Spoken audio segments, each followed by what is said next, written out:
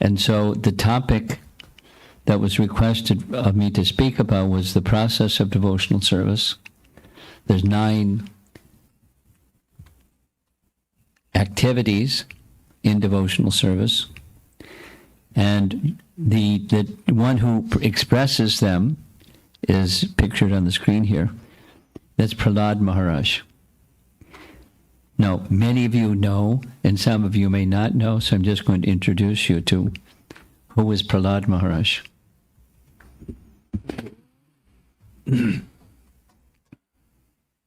Are you Prahlad Maharaj?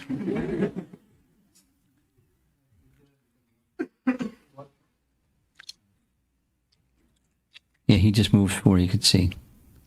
Right, Paul?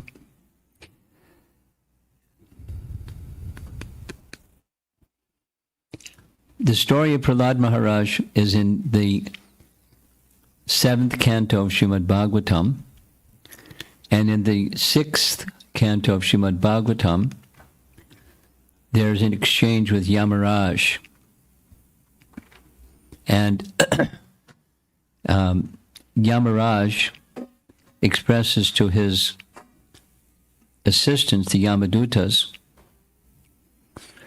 who are the 12 outstanding authorities of mankind through all the history of mankind.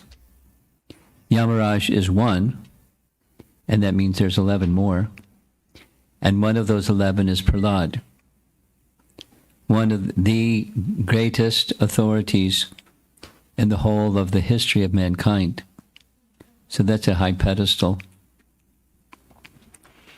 And his life story is unique in many ways. Being a perfected soul in the family of just the opposite,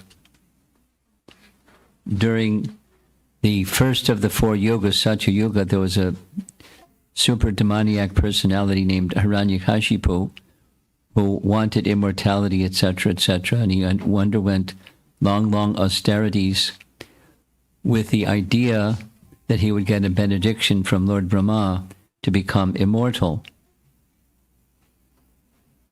That's Prahlad's father. And Lord Brahma said, I can't give you immortality because I myself am not immortal. You can't give to somebody something you don't have. So ask for something I can give you. And being a clever person, Hiranyakashipu tried to create a situation where he could be immortal. Well, I can't be killed this way, that way, the other way. Okay. I can't die this way, that way, the other way. Okay. And it won't be a day or night. Okay. It won't be inside or outside. Okay. It won't be in the sky, the land, or the air. The sky, the land, or water. Okay. Check, check, check. So he thought he outsmarted Brahma. So after his benediction, he came back to his palace, and his pregnant wife, Kayadu was his wife's name, before he went off to do his austerities, she had become pregnant. There's a whole story, but I won't tell the whole story because I want to speak about the 9 processes of bhakti.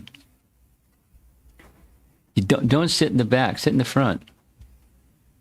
We saved you room in the front. You want to go sit in the back. Don't sit in the back, sit in the front. Sit wherever you want. Okay.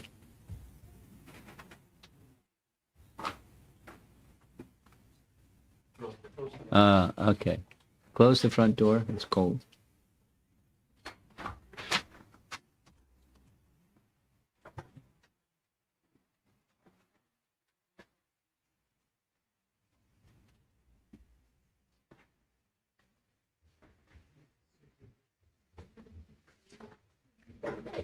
Front row seats are nice.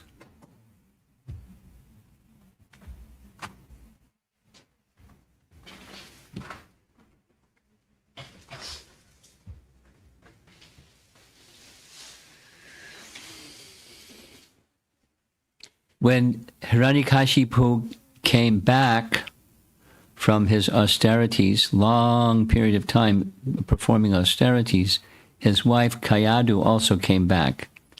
There's some history. She was protected by Narada Muni because when Hiranyakashipu was off in the forest doing his austerities, the demigods thought, now's our chance, because Hiranyakashipu had taken over the kingdom of heaven. He not only could travel to heaven, he could conquer heaven. And they all vacated because he was such a powerful demoniac person. So when the demigods invaded their kingdom, which had been usurped by Hiranyakashipu, they found a pregnant wife. And so they thought, uh-oh, Hiranyakashipu Jr. in the womb of his pregnant wife. So they had a plan to keep her captive, Kayadu, captive, until the child was born, and then kill the child. Narada Muni came at the right time and said the right thing, as he always does, and said, wait a minute.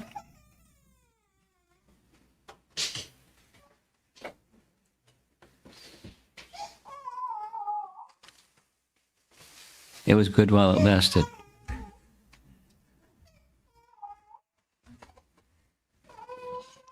Something about classes and small children, they don't seem to go well together. They get a little restless, I guess.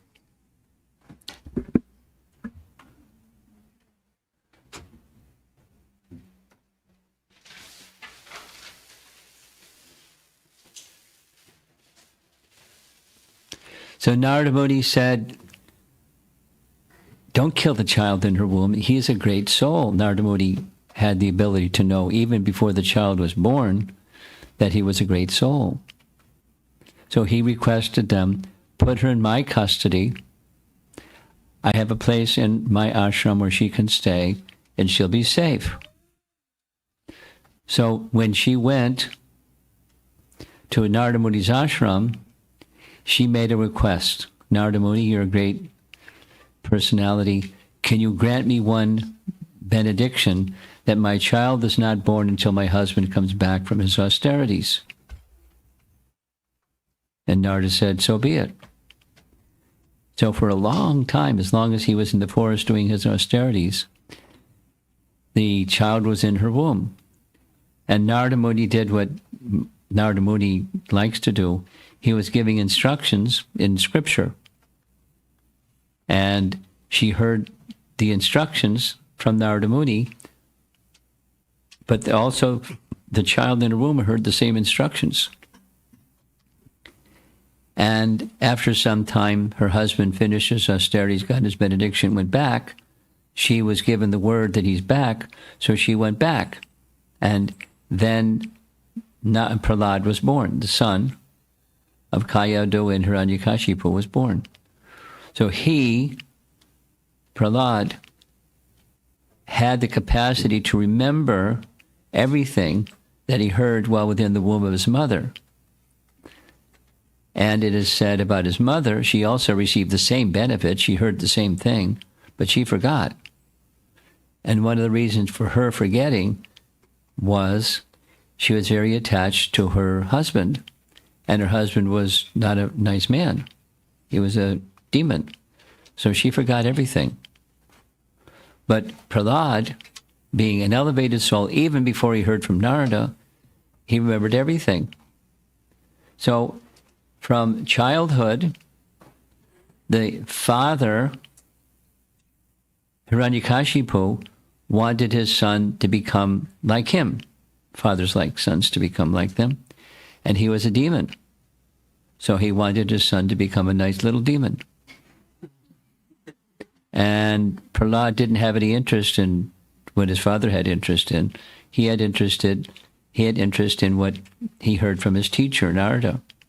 He had interest in becoming a devotee of Vishnu, or living his life in devotion to Vishnu. So that was a little bit of a problem.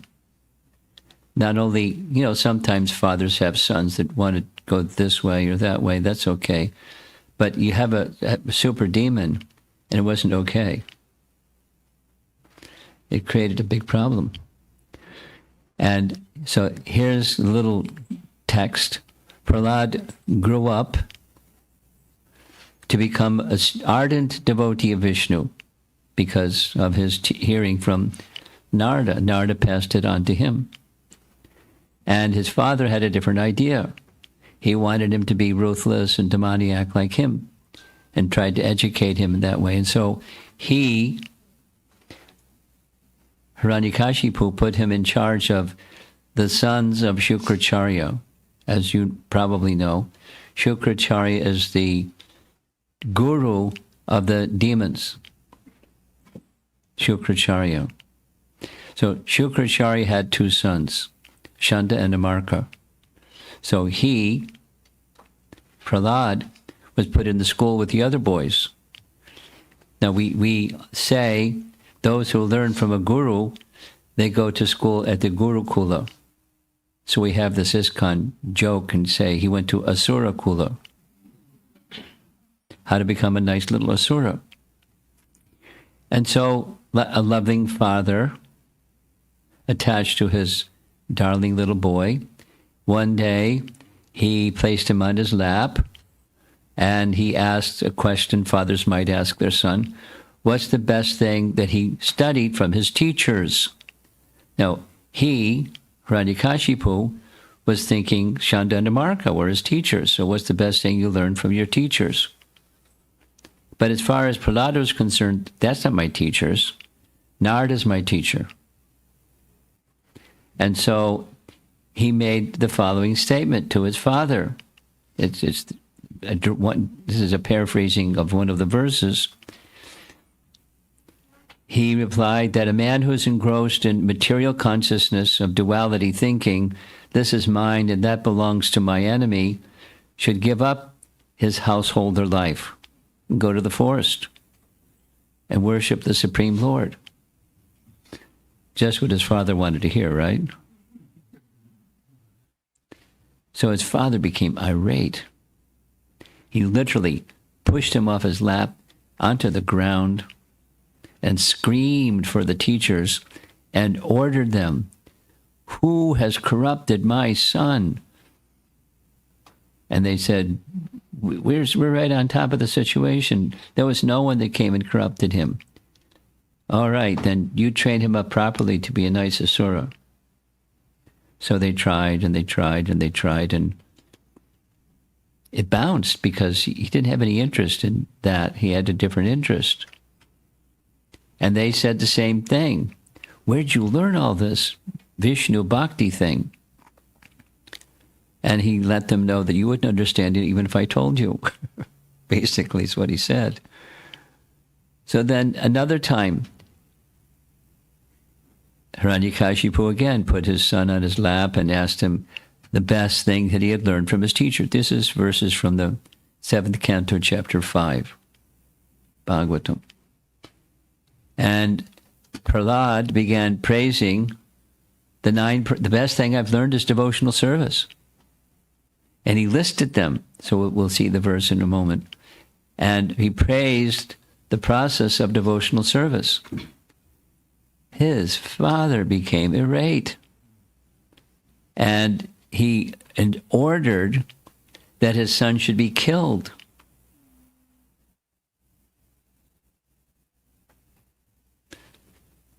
Well, he tried. The people that tried to do it, they failed and they failed and they failed. Tried this and that and the other thing. Fire, pushed him off a cliff, trampled under the feet of an elephant, etc. Murder of his son.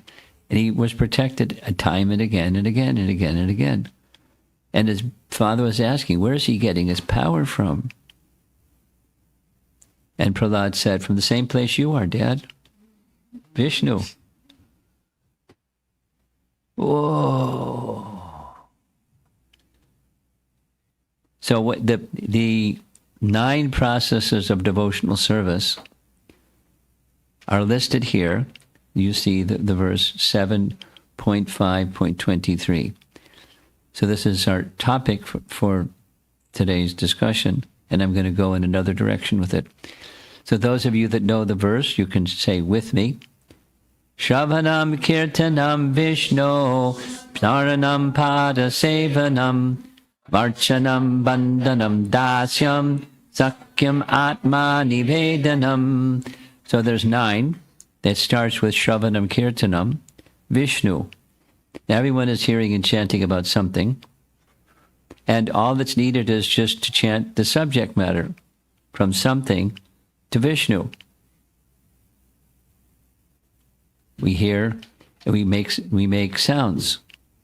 You know, that process of hearing, the ear and the tongue are engaged in that which is in relation to Vishnu. Both make the process of devotional service. And hearing and chanting about Vishnu brings cleansing of consciousness, because consciousness in material situation is covered, and you remove the covering, and what's left? The original consciousness of the living entity. And that original consciousness of the living entity is identified by smaranam, that which we have forgotten.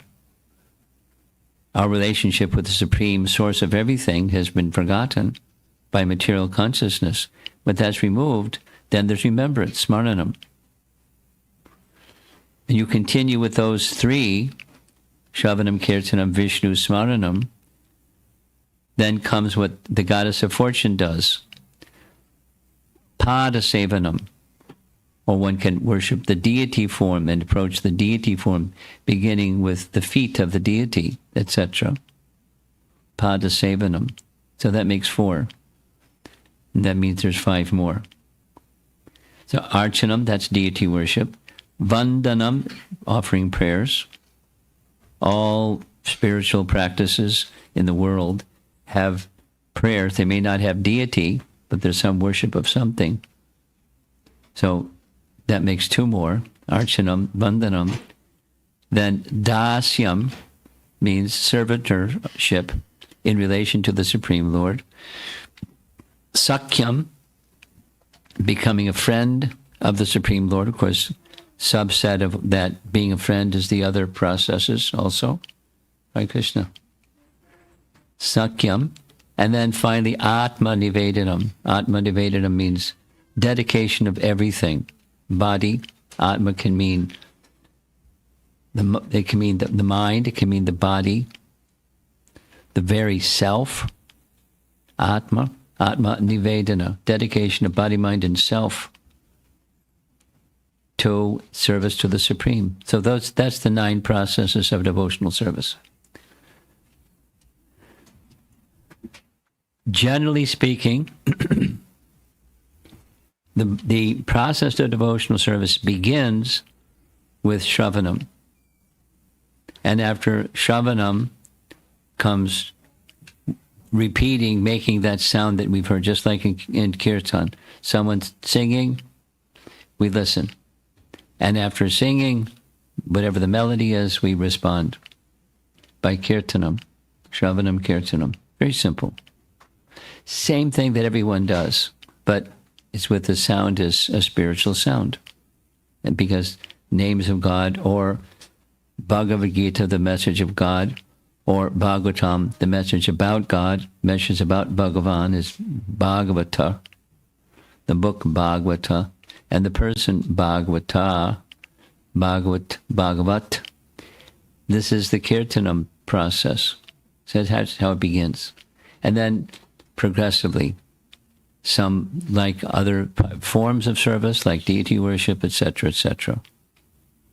So any one of the 9, or any combination of the 9, or all 9, can bring the stage of perfection. There's ample texts that describe someone who achieved perfection by Shravanam. Someone that achieved perfection by Shravanam. Maharaj Parikshit by hearing from Shukadev. Shukadev by Kirtanam. And so forth. By the process of devotional service, purification, that's the covering, can become cleansed, and awakening of the original consciousness, those two things, cleansing and awakening.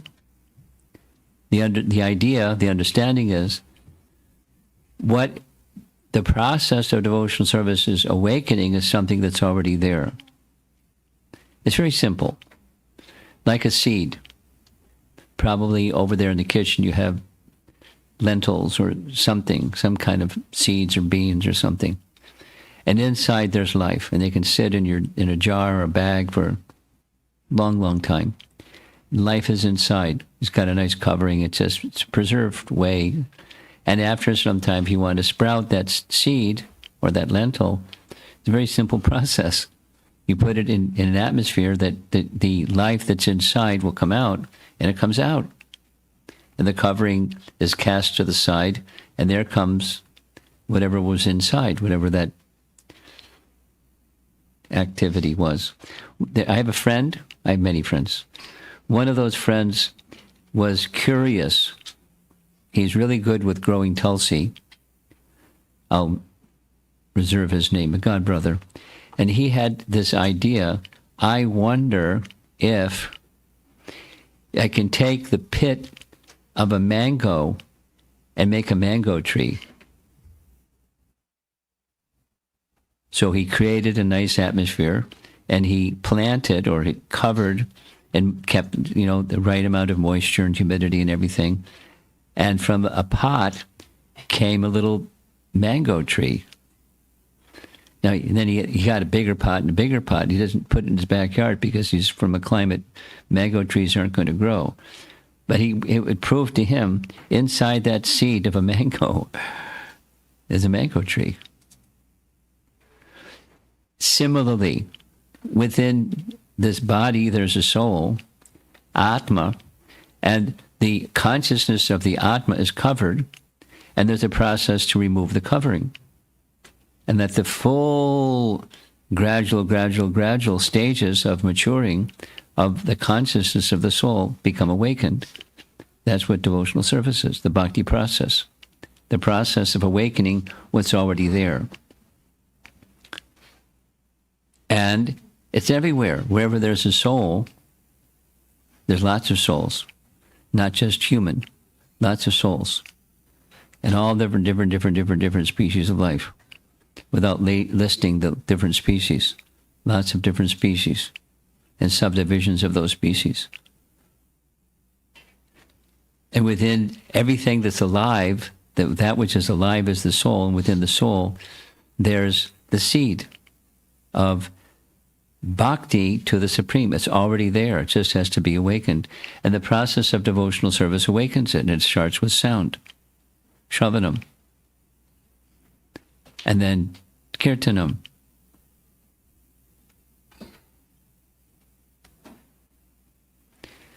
During our evening classes, one of the messages we heard is a message from Padma Purana. In Padma Purana, there's a description of two parrots that Sita, when she was a young girl, she heard them reciting passages from Ramayana. She heard about Sita and Ram got married, and they did this, and they did that, and she was fascinated. Who's this man I'm going to marry? Where'd you hear all this?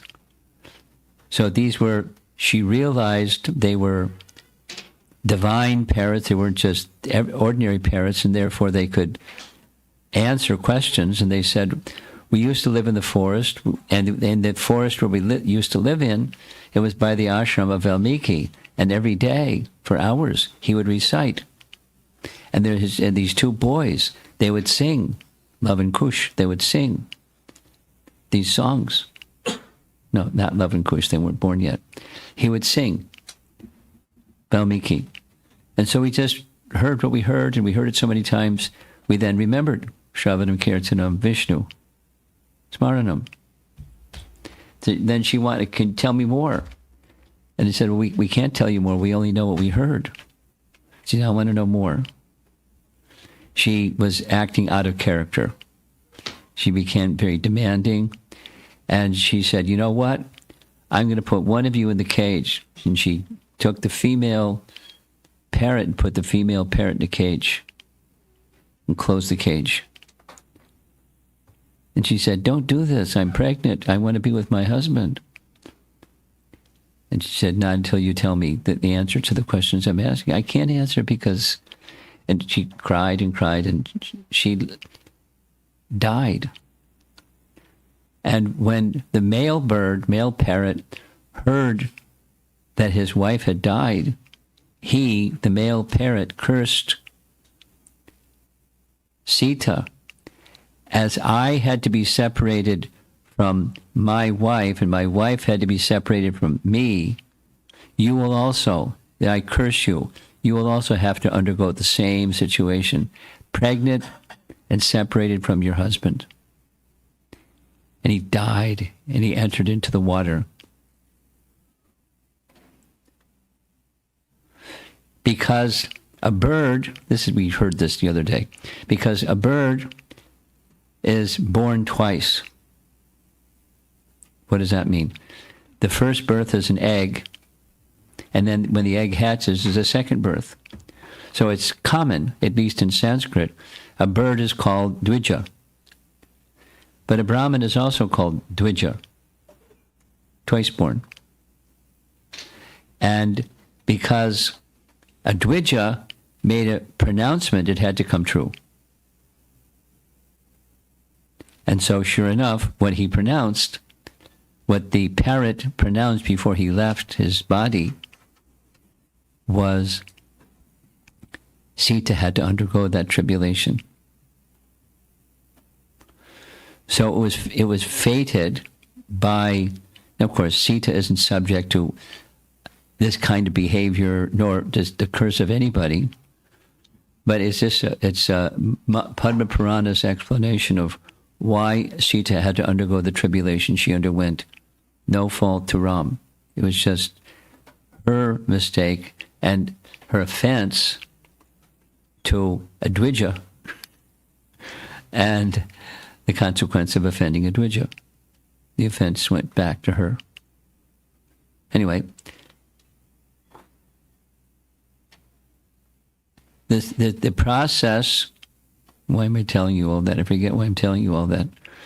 The process of devotional service begins with hearing and chanting, and the original consciousness is revived. And that's the Vishnu Smaranam. So there's a nice verse that is often quoted by Vaishnavas that says, the English translation is, always remember Vishnu, never forget Vishnu. That principle is the principle that all other vidhis, or rules and regulations, are the servants of. Those of you who know the verse, you can say it with me. Smartavya satatam vishnor vismartavyo nujatuchit sarva vidhi nisedhasyor etayor eva kinkara. Kinkara means servant. Kinkara. All other vidhis are kinkaras of that one principle. What's the one principle? Always remember and never forget. Checkmate. Always remember, never forget. Vishnu. So Prahlad was absorbed in the practice of Vishnu, but there's something that I wanted to say in addition to the 9 processes of devotional service.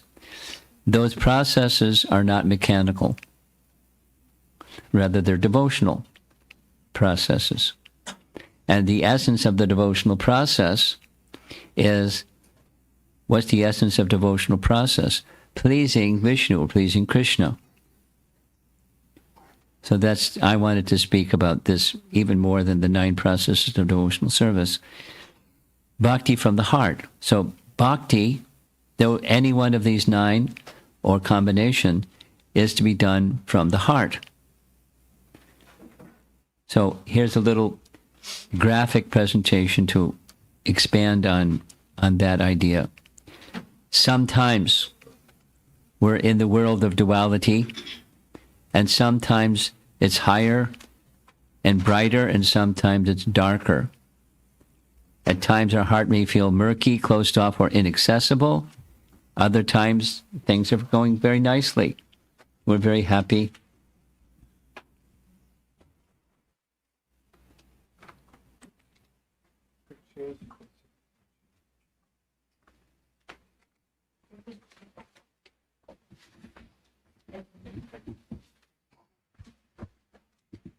You're a senior, so we want to honor you. You can sit there. You be happy. We just want you to be happy.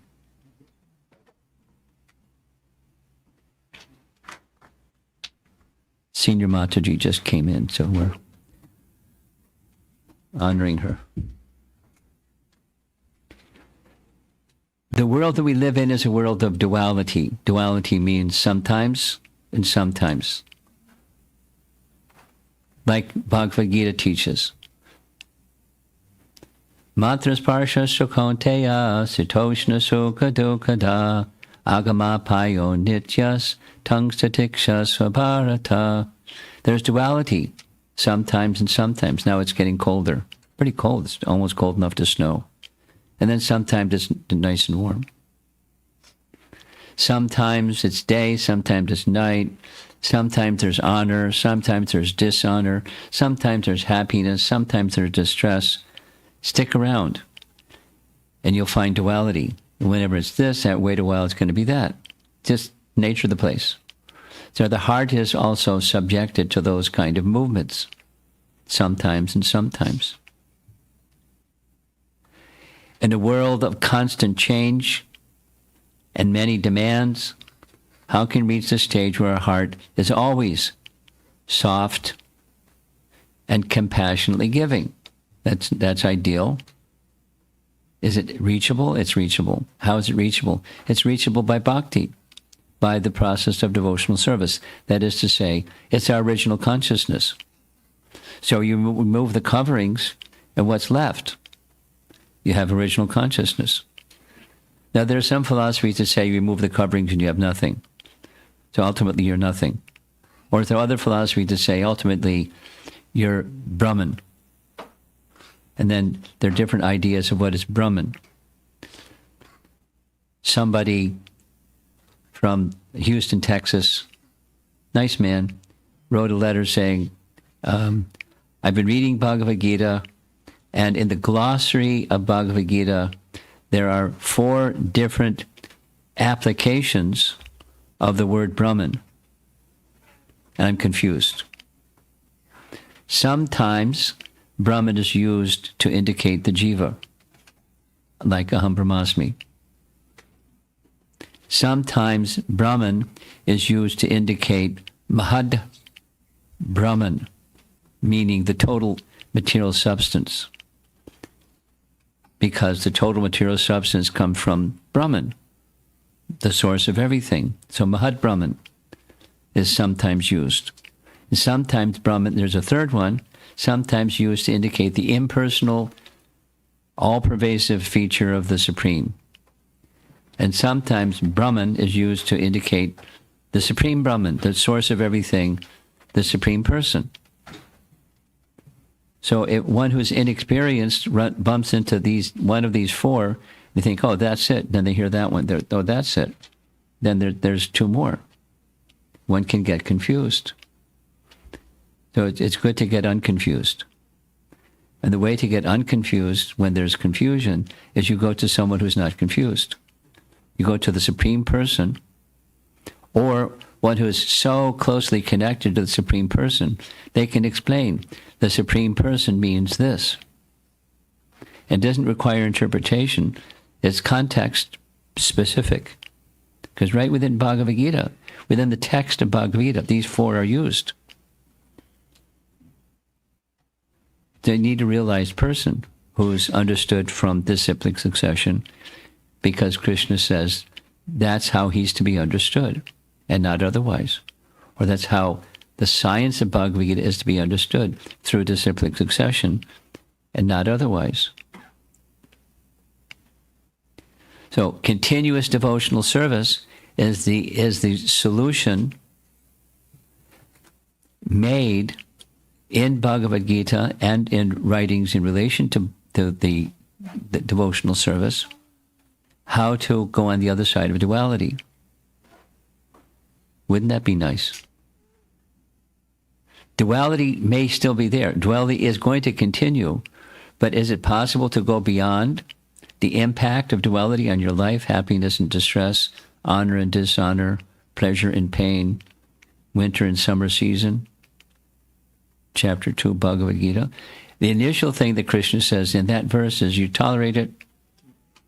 Is there a possibility to go beyond it? Not just tolerate it? Yes. How? By consciousness. Our original consciousness is beyond duality. And that original consciousness is recommended in Bhagavad Gita through devotional service to Krishna. And here's a nice verse written by a nice devotee whose name is Rupa Goswami. Who's Rupa Goswami, for those of you that are a little newer? Rupa Goswami is the principal person, one of the principal, or you could say the principal person, that Lord Chaitanya instructed to understand the process of devotional service. Thoroughly, for months, Chaitanya Mahaprabhu instructed Rupa Goswami in the science of devotional service. And Lord Chaitanya empowered Rupa Goswami to understand everything that he said, to realize everything that he said. The restless little ones, there they go. You're very kind to take care of the little ones. Somehow, without saying anything, the radar signal went out. We're restless. Take us out of here. Okay, so Rupa Goswami would not only heard and not only understood and realized, but he was also empowered to write all these teachings of devotional service. And so the principle, or one of the principal books that he wrote, was about Bhakti. Bhakti Rasa, there she is, sitting over there by the kitchen. Bhakti Rasa Amrita. Amrita means nectar, and Sindhu means ocean. Bhakti Rasa Amrita Sindhu. That's the title of his book. You see it across the top of the screen. So he wrote a book about the ocean of the nectar of devotion. And this is this particular verse that's on the screen is a definition of what devotional service is, because our topic was the 9 processes of devotional service. Here's a definition. What's devotional service? 9 processes of which there are. So let's say the verse together. Anyabhilashata shunyam jnana karma janavritam anukulyena krishnano shilanam bhaktir uttama. So bhakti is uttama. Uttama means topmost. Or bhakti is pure. There's things that are not pure. What are the things that are not pure? They're not pure bhakti. That's in the first 2 lines. Where jnana and karma, anavritam, they're absent. They're missing. There's no fruitive intention. Let me do this to get that. Pure bhakti doesn't have that element. It's you do because it's who you are. And there's the person who I love and I want to be engaged in my loving relationship, not I do this to get that. So when karma is missing or absent, and jnana, or the tendency to try to understand things by speculative knowledge, there's no need. In fact, it's absent when devotional service is pure. Okay, so that's what bhakti isn't. And then what bhakti is. And that's in the third line. Anukulyena Krishnano Shilanam. Shila means behavior or conduct or what you do. Shilanam. And behavior where it's Krishna Anu, it's in pursuance of that which is pleasing to Krishna. And Anukulyena means you accept those things that are pleasing to Krishna. The implicit is you reject things that are not pleasing to Krishna. Let's take, for example, I don't know if any of your newer members have any issues within the home or with relatives about your eating habits. But the Hare Krishna movement is not a vegetarian movement, it's a devotional movement. And when one takes up the process of, I do what this verse is saying, that which is pleasing to Krishna, implicit is I don't do the things that are not pleasing to Krishna. It's very simple. My life is for pleasing Krishna. That's bhakti. So if my life is for pleasing Krishna, what does Krishna want? He's right in Bhagavad Gita. Patram pushpam palam toyam yome bhaktya prayachati. So Krishna says, if you offer me with love and devotion, what does Krishna need a leaf for? Or a flower? Or a fruit? Or water? He doesn't. But if you offer with love, he'll accept. And when he accepts, then you take that which has been offered to Krishna as prasad.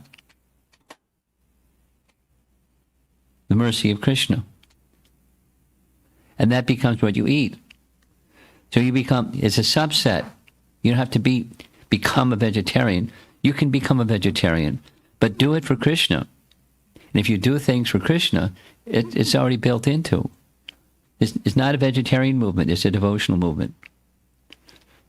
Devotional process. And then there's subsets of things that fit under the category of devotional process. Because our topic is 9 processes of devotional service. It's a subset. Take anything else. You don't lie, don't steal, don't this and that, the other thing. So we don't steal, we don't lie. Why? Because it's not pleasing to Krishna. If you live your life by that principle, you're clean. Cleanliness, we spoke about this the other day, the other morning class. Cleanliness. Because it's pleasing to Krishna. Now, some of your parents, and you have children, if you're parents, and you may want your children to brush their teeth and take a bath and put on clean clothes and, maintain standards of cleanliness. That's just fine. But there's a subset. The training of your children is if bhakti is somehow awakened, somehow, and how does that somehow? You have it and you share it. That's how it happens. If you don't have it, you can't share it. Just like Prahlad. He got it from Narada, not from Dad. And it stayed with him because he was a great soul. Even in opposition, even when there was threat of life, it didn't leave because it was inside. So when something is inside like that, then other good things become subsets of that one good thing. Is it clear?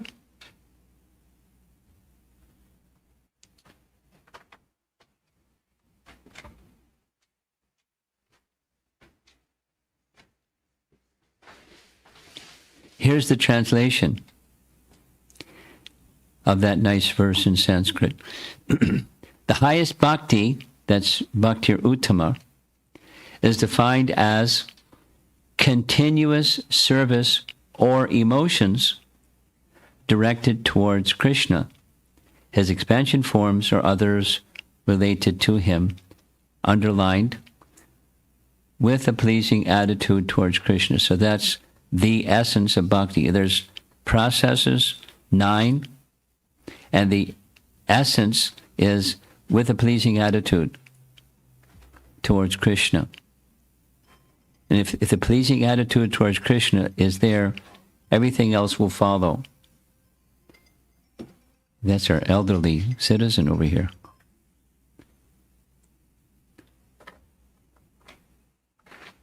Gotcha.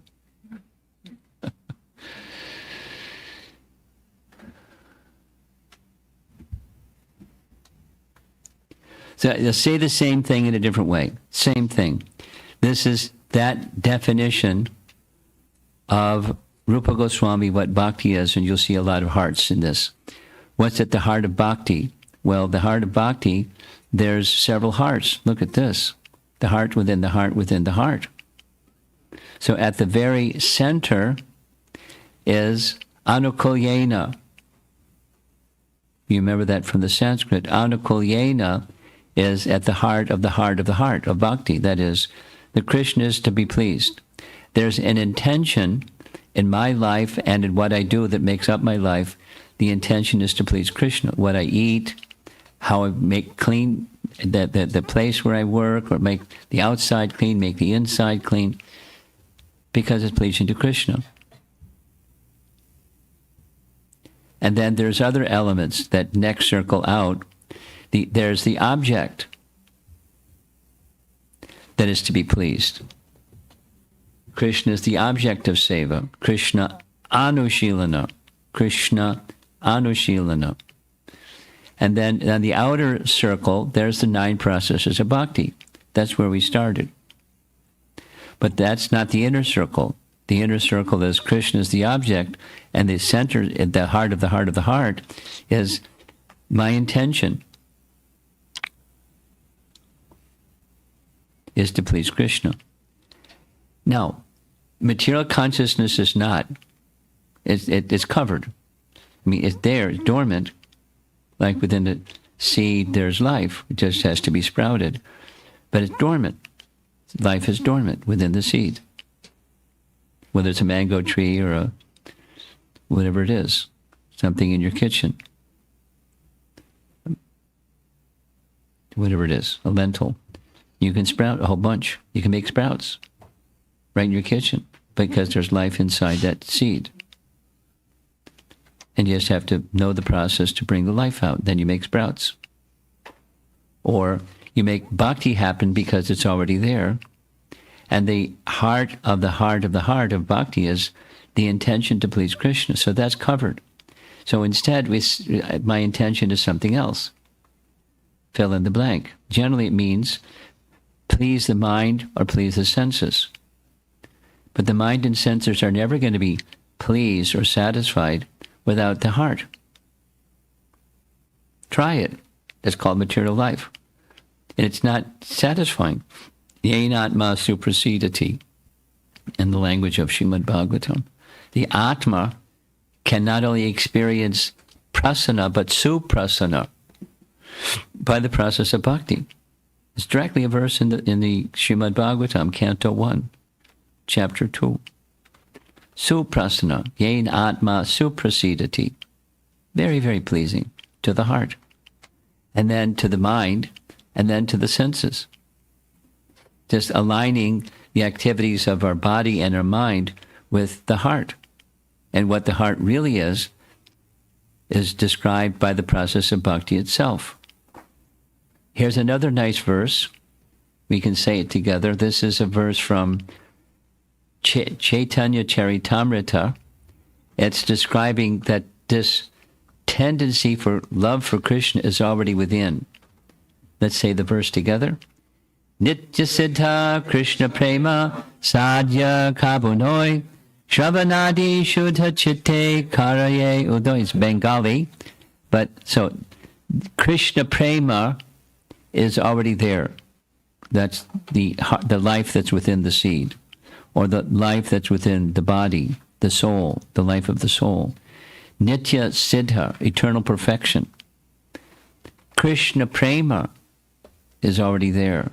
That's the sadhya, or the consequence of devotional service. There's the process, and there's the sadhya. Sadhana leads to sadhya.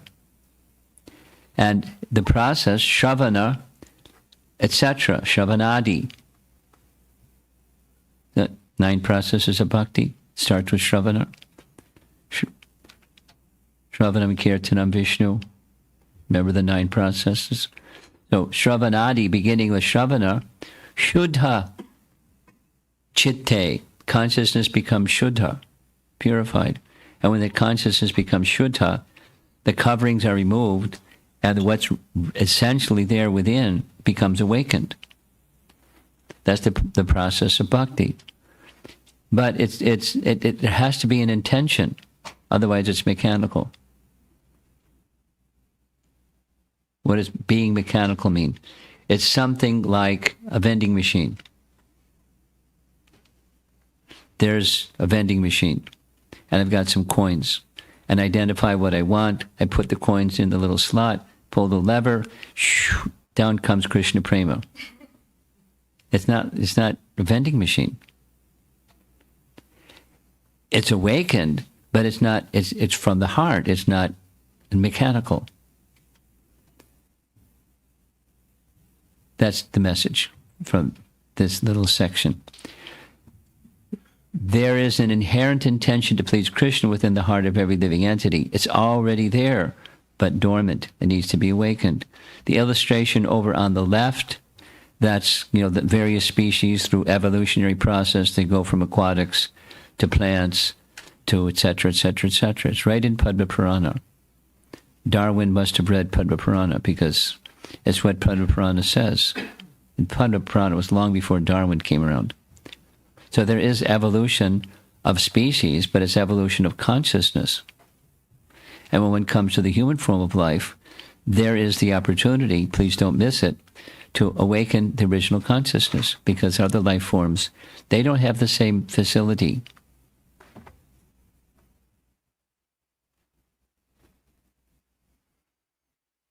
As you noticed as we were driving to come to the home, there's a number of farms, there's some sheep out there, and then some cattle out there, and there's a couple of dogs running around, and we can't get a room full of dogs and sheep and cattle and say, please listen carefully to the process of devotional service.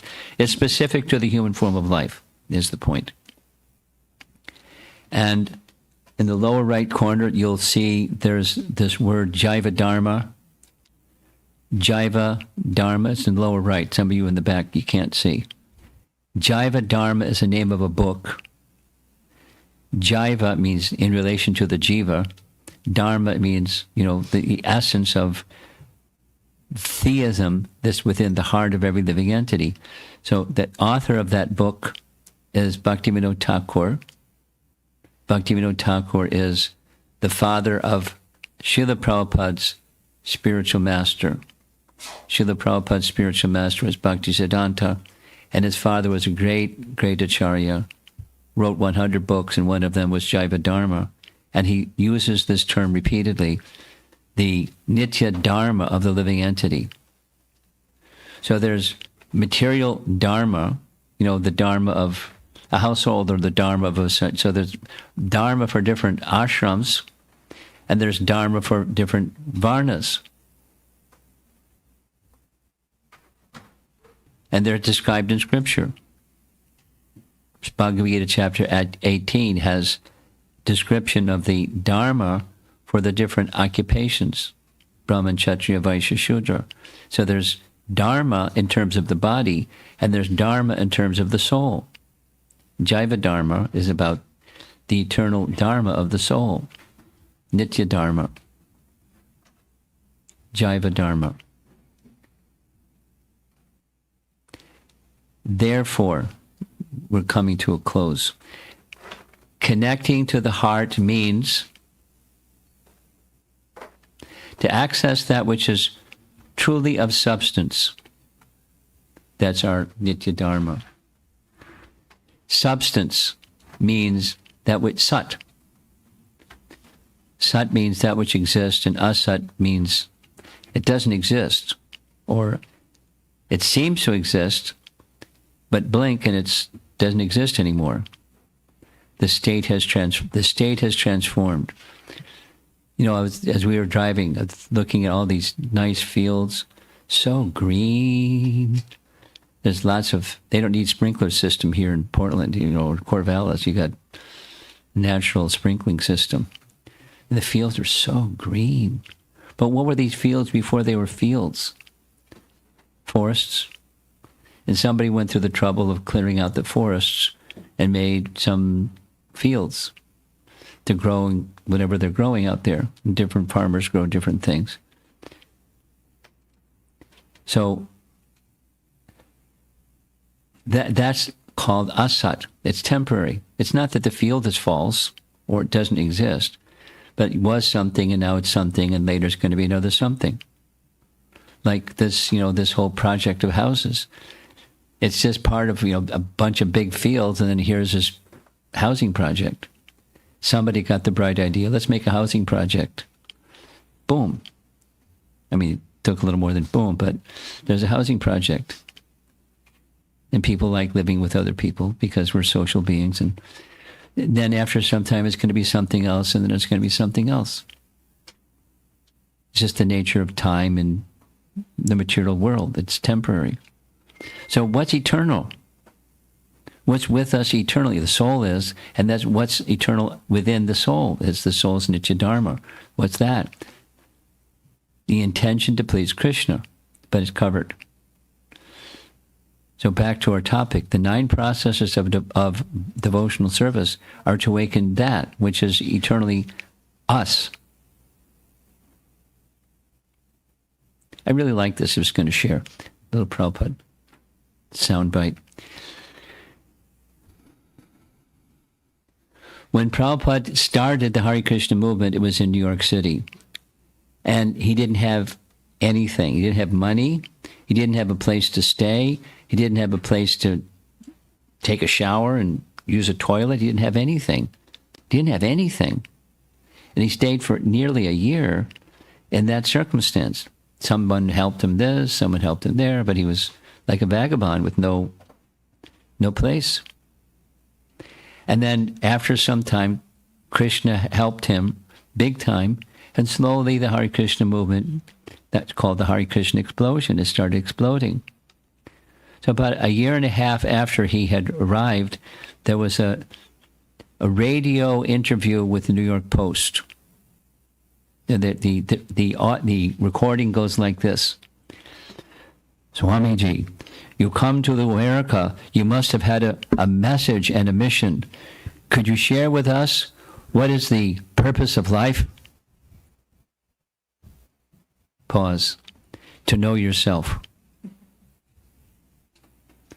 Pause. To know yourself. Prabhupada. To know yourself. That's what he came to give, because people have forgotten who they are. Because they've forgotten who they are, they accepted something who they aren't to be who they are, trying to find happiness with who they aren't, and suffering. And he knew it. And he knew the remedy. He's like a doctor with a medicine bag, and he knows the illness, and he knows the medicine. Just, people, open your mouth and take the medicine, please.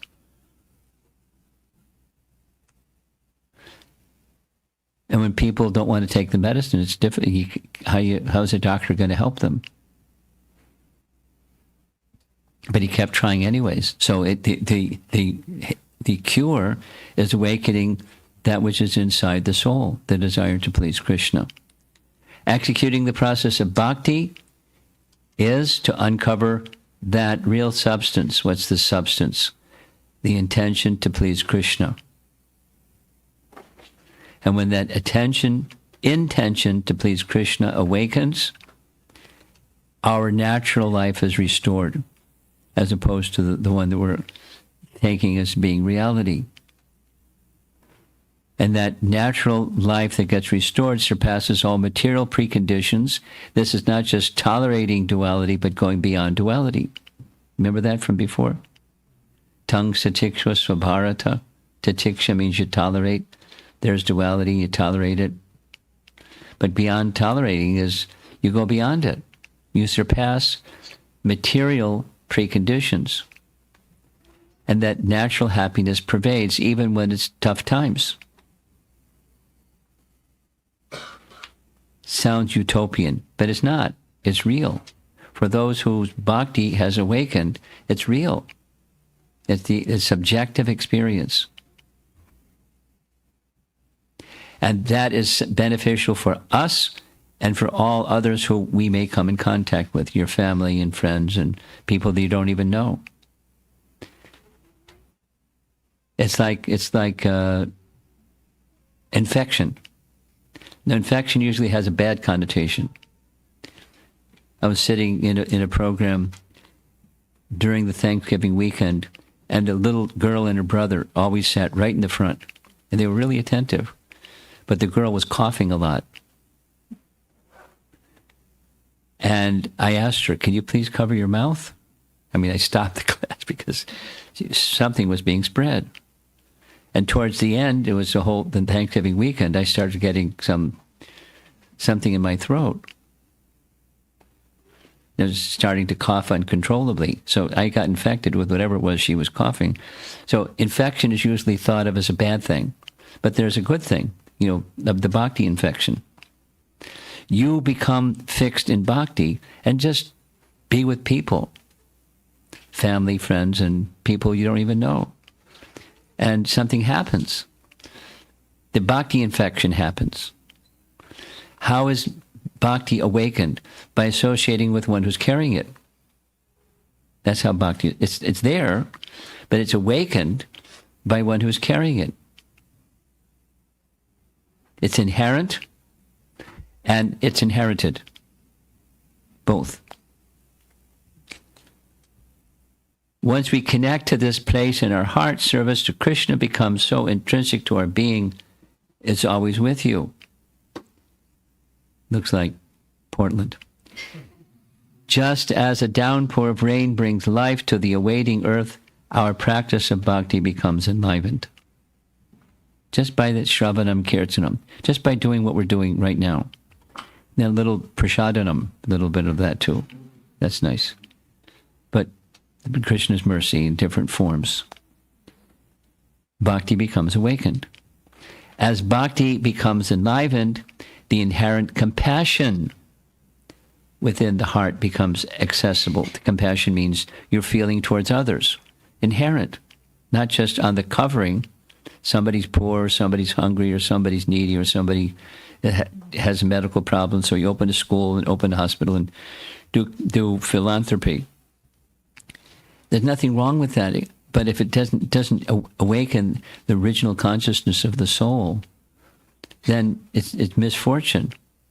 You're passing on misfortune to making a nicer brand of misfortune, but it's still misfortune. So the compassion towards the soul's condition becomes awakened by bhakti. When communication is rooted in this compassion, it is truly empathic.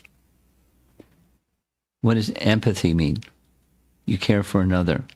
Compassion is like that, but almost interchangeable, compassion and empathy. It says at the bottom, compassion does not have separate existence from bhakti. Your feeling, say positively and negatively. Positively, when your bhakti awakens, you feel for others. When you see others suffering, you feel for others, but not just in the mode of goodness you feel for the suffering of others, because you know what's the root cause of that suffering. What's the root cause of that suffering? It's not like just taking a tablet so the symptoms go away of some illness, but the root of the illness is still there. But if you can remove the root of the illness, that's best. So what's the root of the illness? Forgetfulness of who we really are. Therefore, what's your mission? Who are you? To awaken, bring people to the point, so that's just starting to know who you are, and then who you are is part of something that's much, much, much, much bigger. We're part of the Supreme, and all other living entities are part of the Supreme. And living entities over here and over there, they're suffering because they lost that connection with the Supreme, so you want to do something. Naturally. Acts that bring pain to a dear one are not a sign of compassion or love. Now, that's saying it negatively. Here's a nice image that says it very nicely. Here's a painting. I'm sure you're familiar with the Mahabharata story, or Bhagavatam story as well. There's Bhishma Dev on the left, and there's Krishna and Arjuna on the right, and Bhishma Dev is firing arrows at Krishna, or at Arjuna rather. So, the history. How are we doing? It's almost 1 o'clock. No problem. That's you. What about everybody else? No. No problem.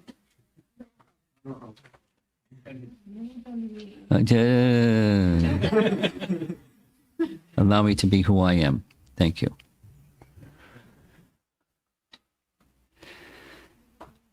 So I'll tell a little Mahabharata story. Just a little break from some philosophy. Bhishma, before he was Bhishma, what was his name? Devarata. But he got the name, his name changed when he took a vow that allowed his father to marry the fisherman's daughter. Right? But the fisherman had his benediction that my daughter's going to become married to the king.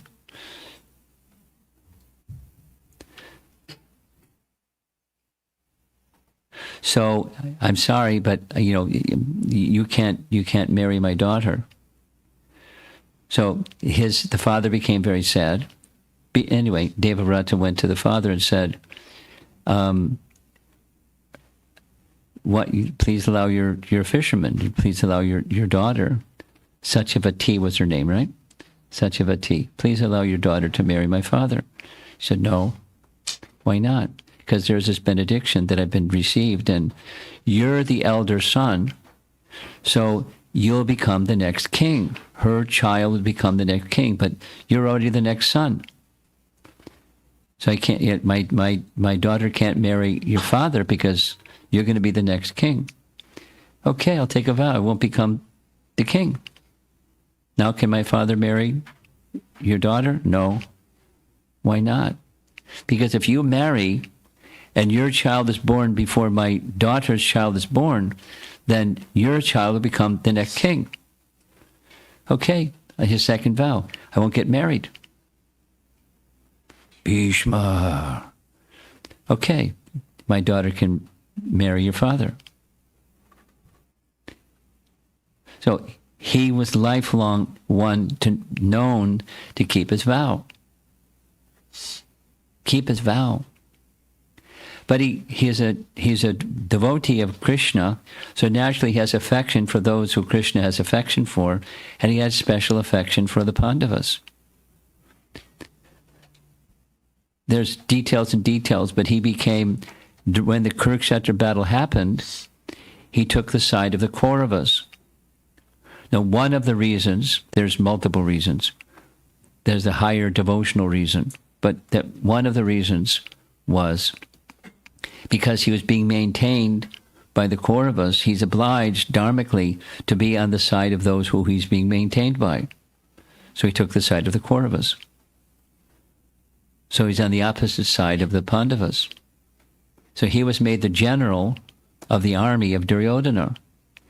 And then after some days, Duryodhana came to Bhishma and said, your heart isn't into this because you're affectionate. You have more appreciation for the Pandavas than your duty. But you're dutiful, so perform your duty and fight vigorously and destroy the Pandavas. You can do it. Very well. You're challenging me. Here's 5 arrows. You know the story. Here's 5 arrows. You take these 5 arrows, and in the morning, as every morning you come to wake me, you bring those 5 arrows, and the next day, with those 5 arrows, I'll destroy the Pandavas, okay? Very good, very good. So Duryodhana went back to his tent, his residence.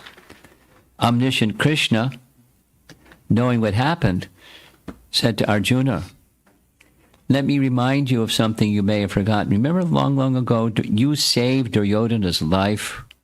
There was a big battle with the Gandharvas, and you rescued him, and he then pledged, you rescued my life, and so please take any benediction you like, and it's yours. And you said to Duryodhana, later. Remember that, Arjuna? Now is the time to ask. Here's what you do. You go to Duryodhana's tent tonight and ask him for that benediction, and ask him for the 5 arrows. He'll know what we're talking about. So he went to Duryodhana, and Duryodhana said, oh yes, I remember. If you like, the kingdom is yours. No, I don't want the kingdom. I want those 5 arrows. So he said, sure, I'll keep my word. Here's the 5 arrows. So next morning, he who never breaks his vow had his vow broken, because Krishna's trickery, he knew it was Krishna's trickery. The 5 arrows were now taken. I, who have never broken my vow, have now broken my vow. He's going to break his vow. He promised he won't fight. I'll have him break his vow. I now take another vow. What's that? By the end of the day, today, I will kill his dear friend Arjuna, or Krishna will have to break his vow. So battle, battle, battle.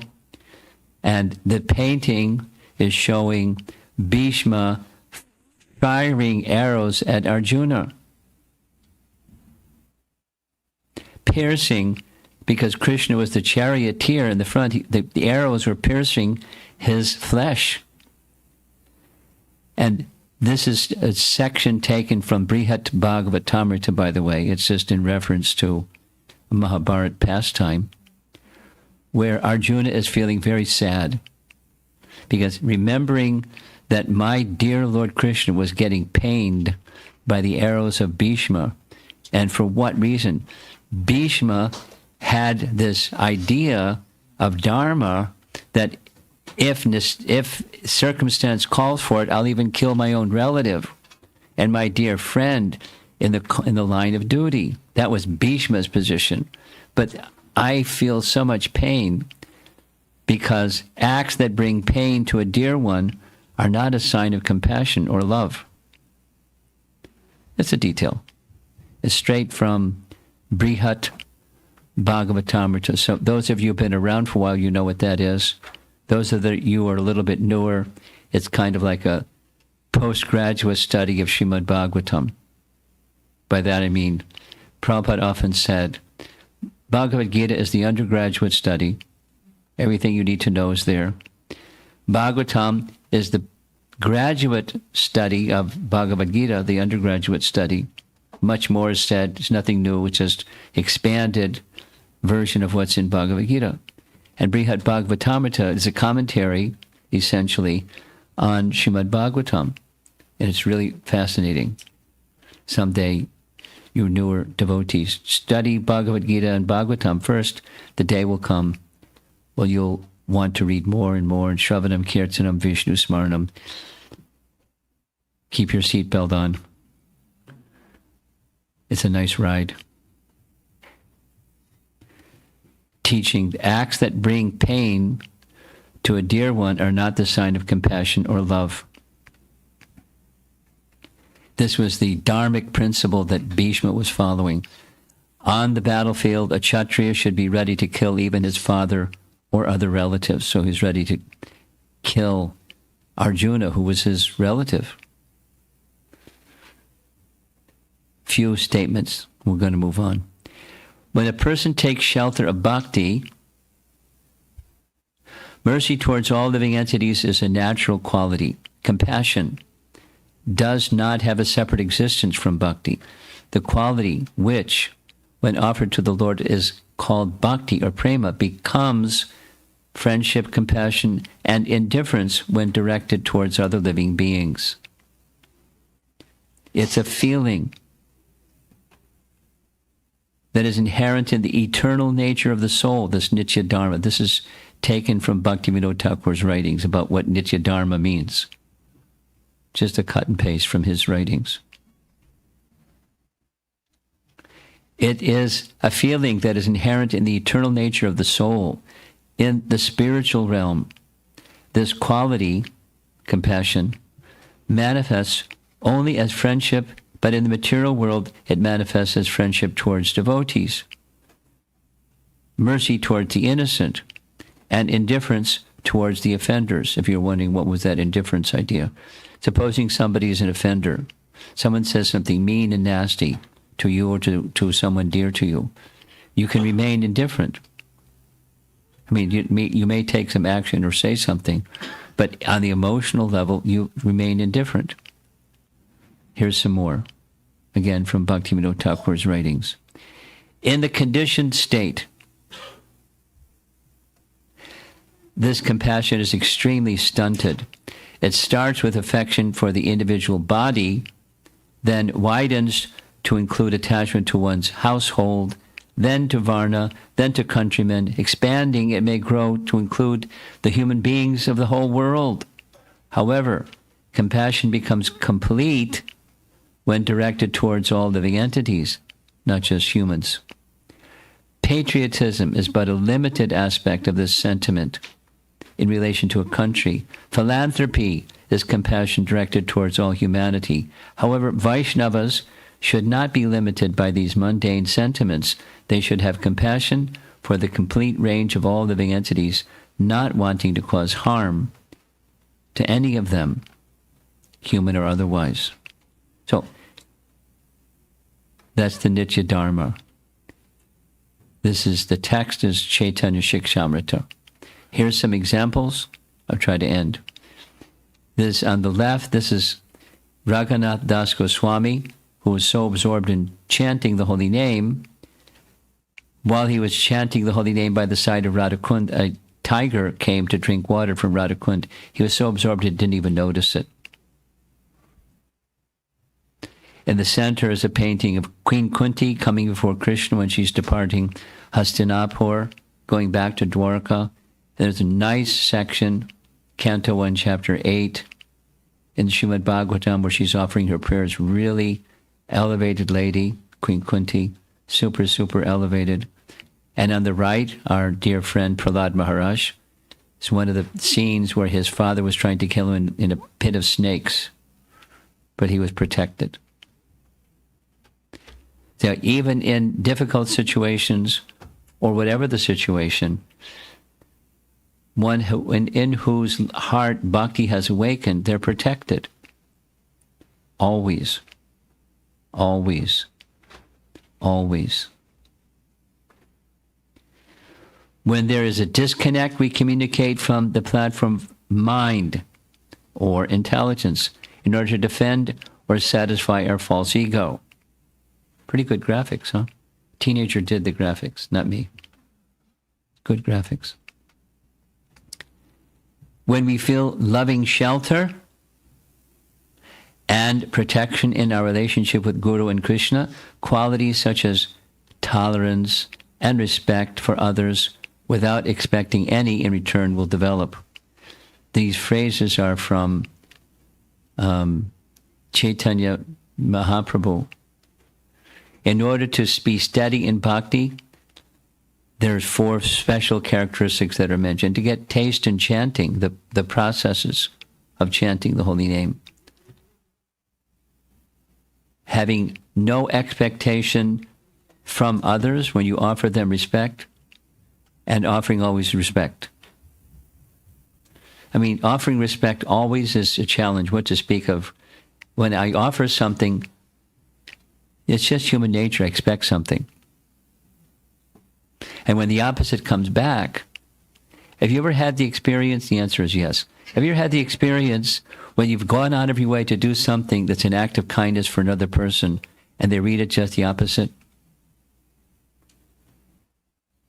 Whoa, where'd they get that? But it happens. And so a person with equanimity doesn't become despondent or have a negative emotion of any kind. It's just the happiness is within. And when happiness is within, by the attempt to please Krishna, then that's sufficient, whether the outcome is this duality or that duality. They can pat you on the back and say, oh, you're wonderful. They can say, what did you do? You hurt me. You said something that hurt me. When that wasn't your intention. But so if you're fixed in bhakti, you transcend the duality. So this is same slide 3 times with some nice graphics too. Exhibiting these qualities will touch and transform the hearts of others in amazing and unexpected ways. And it's true. I mean, that's Prabhupada's life. Or anyone that becomes fixed in bhakti, it's transformational for oneself and for others. And it says it again, just different graphics. Exhibiting these qualities will touch and transform the hearts of others in amazing and unexpected ways. That's bhakti from the heart. It's one heart to another heart in relationship with others, transforming from someone who's in a unfortunate circumstance, or whatever the circumstance. Bhakti is transformational for oneself and for those who come in contact with the qualities of one who's carrying bhakti. And the same thing again, it just doesn't have graphics that move. Exhibiting these qualities will touch and transform the hearts of others in amazing and unexpected ways. So our topic, 9 processes of devotional service. My emphasis this class was not only what the processes are, but it should be from the heart. And when it's from the heart, something very wonderful happens within oneself and in one's relationships with nature, with the world of duality in which we live, and impacting the world around us and others who we come in contact with, those that are near and dear to us and those that are remote. It just has this powerful impact. Bhakti. So there's our topic. So I hope for those of you that are a little on the newer side, it was okay, because the intention was to make something meaningful for newer people. So I hope it's okay. Let's see if there's some discussion.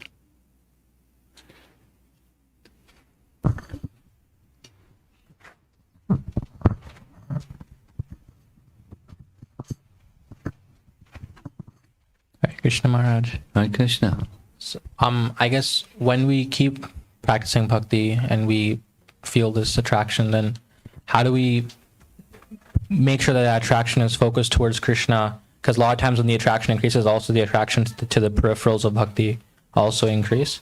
So how do we make sure that that attraction is also being directed more directly towards Krishna? And how, or can you just comment on sort of, because we experience a lot of attraction to peripheral things also increases, and how do we distinguish that between true attraction to Krishna? Let me make sure I've understood your question. The target is, the goal is, I want to please Krishna. And in the course of my moving along the path of devotional life, I meet some persons who are very elevated souls, and I may become more thoughtful about pleasing that elevated soul than pleasing Krishna. So, yeah, that's one aspect of it for sure. Yeah. Okay. There's another one? For example, just even in general, when devotees come to, like you said, the infection of bhakti, yeah, a lot of time, which is it's very good, but the reason is that devotees are very nice people to be around, because that's the qualities. But then that also, maybe we are more invested because we just enjoy the association. More invested, see. We're more invested in bhakti simply because we enjoy the association more at a material level. That sort of thing. Okay. So here's the litmus test. Who's at the center? Well, if consciousness is Krishna's at the center, then you don't have a problem. But if the consciousness is not Krishna's at the center, then you have a problem. So that's the test. Then where's the how to? It's cultivation. And the bhakti cultivation is Krishna's. Anukulyena Krishna Anushilanam. Krishna is the center. Krishna Anu Shilanam. The choices we make are aligned with that which is pleasing to Krishna. Or say it negatively, if I don't have that alignment, I may be making choices and doing things and saying things, etc., where Krishna is not the enjoyer. Taking the example that you gave, I just like being with these people because they're nice people. That's what you're saying. Yeah. But that's just indicating such a person's consciousness is not yet centered. So what to do when that consciousness is not yet centered? I'm just sharing this example that you gave.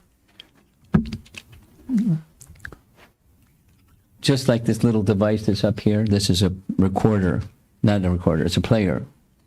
And all of Prabhupada's recorded lectures, conversations, morning walks, etc., etc. It's all in that little device.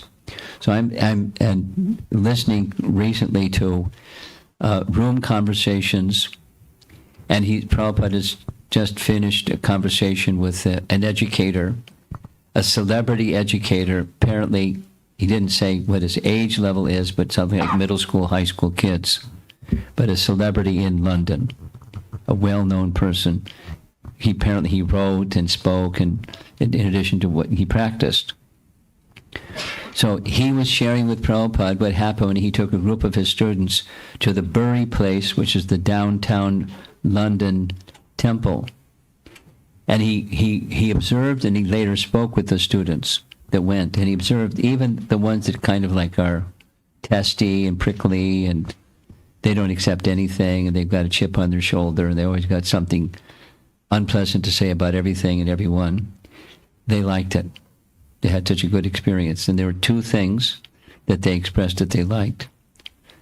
And one of the things is the atmosphere was very joyful. And the other was all of the individuals they met were very pleasant.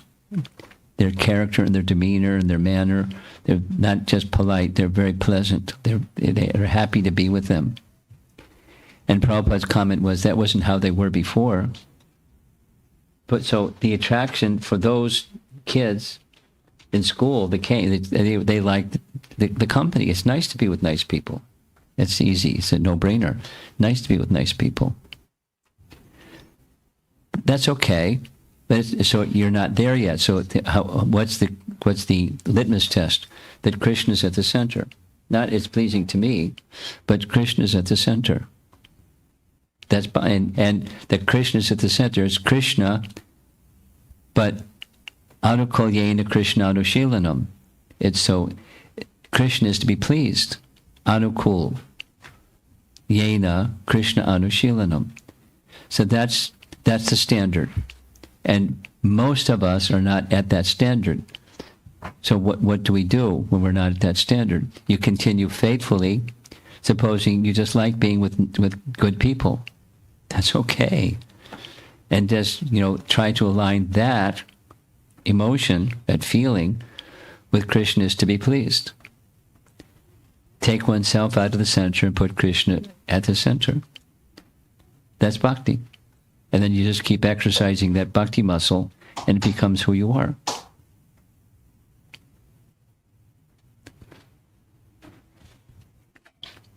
Let's assume, you can assume, I can assume, and probably all the rest of us in the room can assume, we're not pure devotees yet. That's a safe assumption. We're somewhere, but we're not there. Pure devotion. So with that safe assumption, then let me do the unwanted part. The abhadras or anarthas become removed. And that's there in the Bhagavatam, how it's removed. It starts with hearing and chanting. But then there's also this internal introspection in what's going on in here. So I'm doing the hearing and chanting, but I'm also now becoming a little more mature and looking introspectively. And who's at the center anyways? I like being with these nice devotees. Or I like fill in the blank. I like the prasadam. I like the kirtan. I like music. I'll be honest with you. I like music, and I like music with devotees who like music. So I do kirtan because I like the music and being with people that like music, period. Oh, by the way, Krishna's somewhere in the picture. And that's, many of us are in that stage. It's okay. Then just continue being introspective. And how do I place Krishna at the center? And I'm not at the center. That's maturing in bhakti. But that's what bhakti is. It's bhaktir uttama. Stay with the process and be introspective. And it's good to have good association, someone that can tap you on the shoulder and say, hey, are you centered? Or is it that's mixed with the centered? And you don't say, hey, get your hand off my shoulder, man. I got my hand on the steering wheel, leave me alone. Don't tell me. Anyway, so you have good sadhu sangha. And your heart is open. And it's easier said than done, but that's the process. By nature, a person in the mode of goodness is introspective. By nature, a Vaishnava is more than introspective. They have good association that help them be introspective. And good teachers, along with those good teachings, that help them. Sadhu Sangha, Bhajana Kriya, Anartha Nivritti, etc.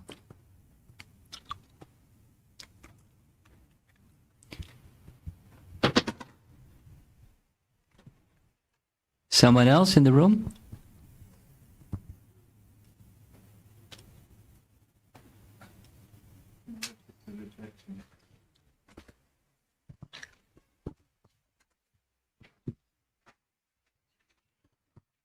Hare Krishna, Guru Maharaj.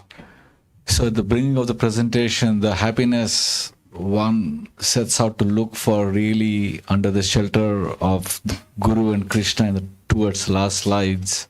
It's basically the endurance and tolerance. That's where it starts, that's not where it ends. And this, yeah. The beginning is tang satiksha subharata. There's the duality, you tolerate it. Another is you rise above it. Another is its significance dissipates. It's still there because your consciousness and your place of happiness is in another place. Body and mind. Right. And, interactions with others that may be cruel, like with Prahlad, or other situations. Like yesterday, the one that we heard, Lakshmana was severely offended, by Sita. And he didn't hold on to that at all. He was holding on to service to Ram, and Ram wanted to do anything to find Sita. He was feeling what Ram was feeling. His empathy was at the maximum, not feeling hurt, but fixed in the mood of service. Transcend the negative emotion program. It's being selfless. Yeah. But that selfless means there's a self. Selfless on the material side, and self is who you are. In Lakshman's case, there's only one thing: service to Ram. Only one thing. With love. Thick and thin.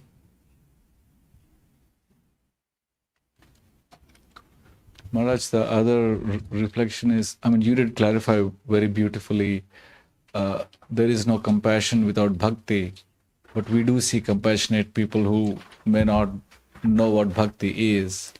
But you did clarify. There's a semblance of, or a reflection of, within the modes of nature.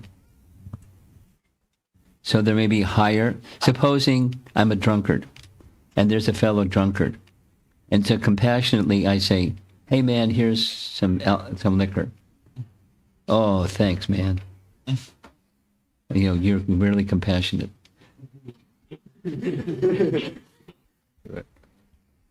in the modes of nature, as a reflection of what's really of the self-interest of his friend. And then you can go, modes, it can go up and can go up. But then there's transcendental compassion. Compassion is of the soul. Real compassion is where there's bhakti, and without bhakti, there isn't real compassion. It's a reflection. So Maharaj, my last question is, we do see devotees, in the path of bhakti, but we can clearly sense they are not fully compassionate to all living entities. Yeah, of course. Yet. That's most of us. So the transformation is bound to happen, that eventually they will be compassionate to all living beings? The potential is there as bhakti becomes matured. And how does bhakti become matured?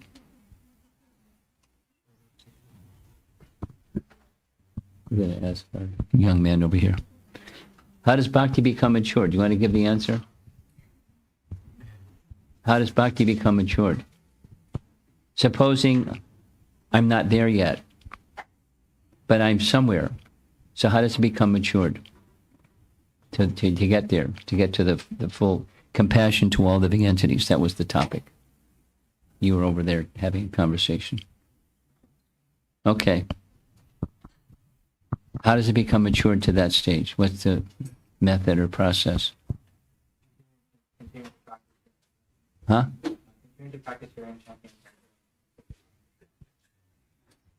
I couldn't hear you, but you're probably right. The 9 devotions. Yeah, okay. Just keeping it really simple, sadhu sangha. Because through sadhu sangha, any one of the 9 processes, some water, any one of the 9 processes will become nourished by sadhu sangha. So that select your sangha wisely.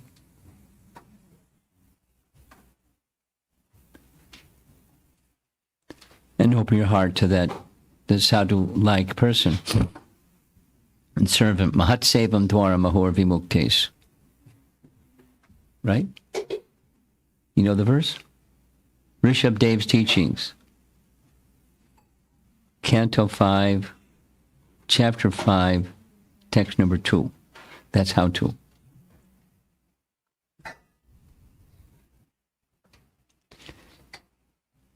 Anyone else?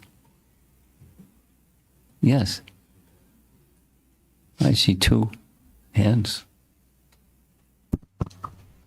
Hare Krishna Guru Maharaj, thank you so much for the wonderful class. So in Srimad Bhagavatam, the examples of devotees who have perfected their life just by following one process of bhakti. But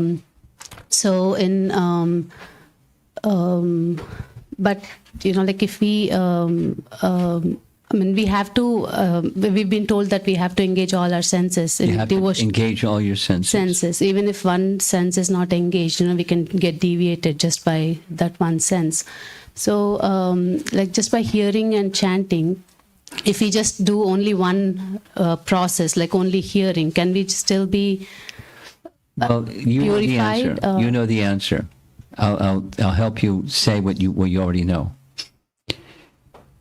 What's the sign that one has heard? Devotional service. And is devotional service, I'm only here. I'm sorry.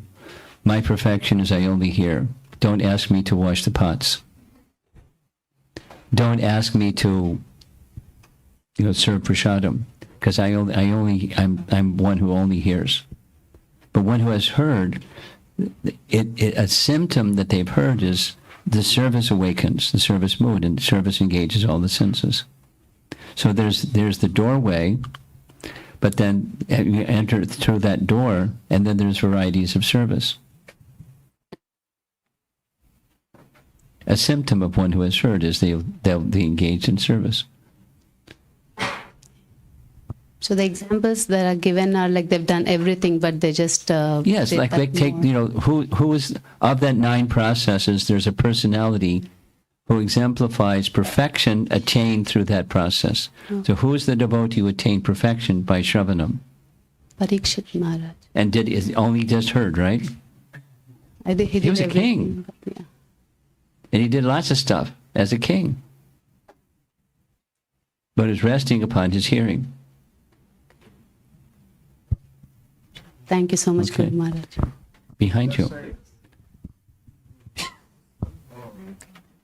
You got the microphone. Go for it. Okay. Thank you, Guru Maharaj. One of the slides where you were narrating Bhishma Dev's story, and Yeah. Prabhu also mentioned the comment that without bhakti there is no compassion and love. That's on the absolute platform, please. Yeah. But I didn't get a connection, maybe I missed it, how Bhishma Dev's story is related, where if we can look at that slide again, Sure. I didn't get that connection. But I'll tell you, then we'll look at the slide. It's in Brihat Bhagavatamrita, and the connection is Arjun, his heart was hurting because his dear friend Krishna had to undergo tribulation. So how can a compassionate heart bear that? And he was then, in the commentary by Sanatana Goswami saying, where was the compassion of Bhishma? He's taking shelter of Dharma that says what it says. When you're engaged as a warrior, the Dharma of a warrior is you fight and even kill anyone if it's a dharmic principle of fighting. So was it a dharmic principle of fighting? No.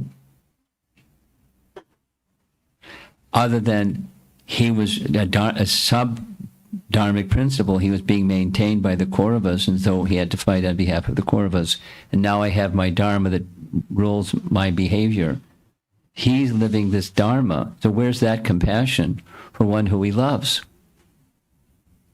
And how can I have any solace in my mind when I remember what Krishna had to undergo? How can that be looked at as compassion? How can what Bhishma did look as compassion?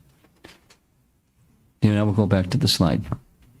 I think I got it. You got it. Yes, thank you. So I got Arjuna's part. Now Bhishma's compassion, Acharyas are questioning, which we can later see on in his Bhishma Stuti, Yeah. where he's appreciating Krishna, that even though he was hurt and how beautiful he was That's looking. Bhagavatam. Yeah. This is Brihat Bhagavatamrita, where the same event is looked at through the different lens. And the different emotion, spiritual emotion.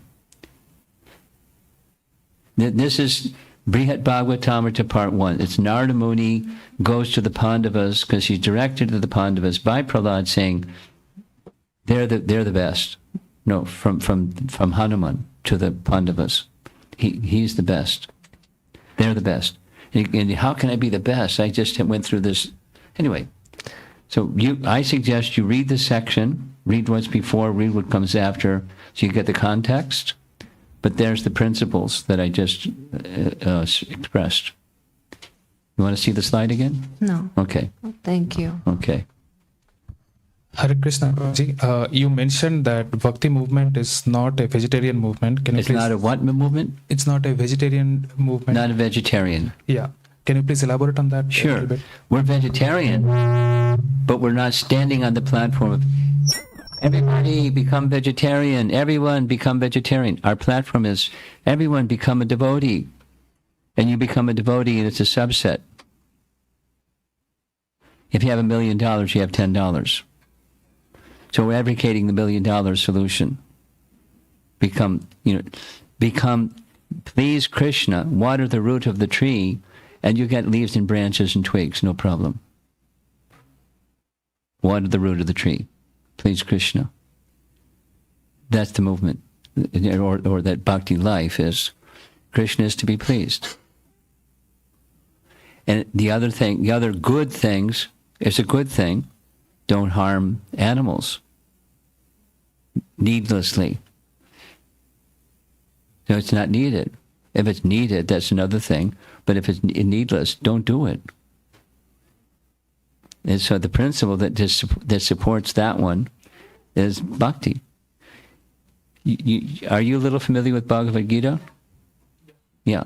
So the last instruction of Krishna is what I just said in other words. Those of you that know the verse, you can say with me.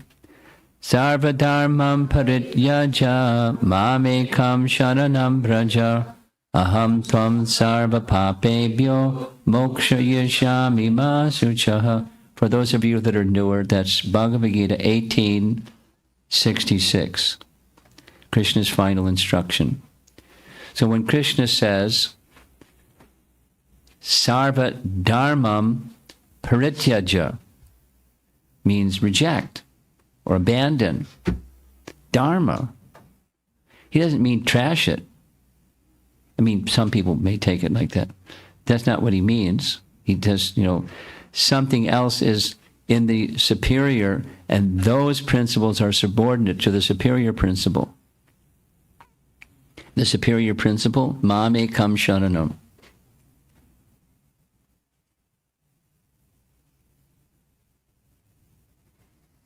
So, we're vegetarian, but we're not, that's not the banner. It's a subset. The mame kam sharanam is our banner.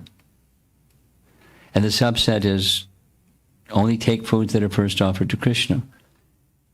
And non-vegetarian foods are not offerable to Krishna, so don't take non-vegetarian food because it's a subset of mame kam sharanam.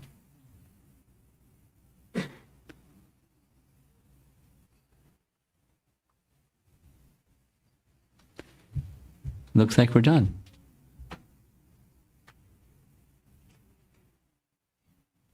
Srila Prabhupada ki jai. Or Pimanandi.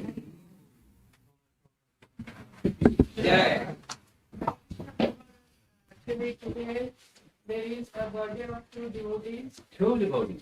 Yeah. Amen. Yeah, Hemant Prabhu. Very nice to take care of his wife. And Vijay Prabhu, my husband. Hari Om. Hari Om. So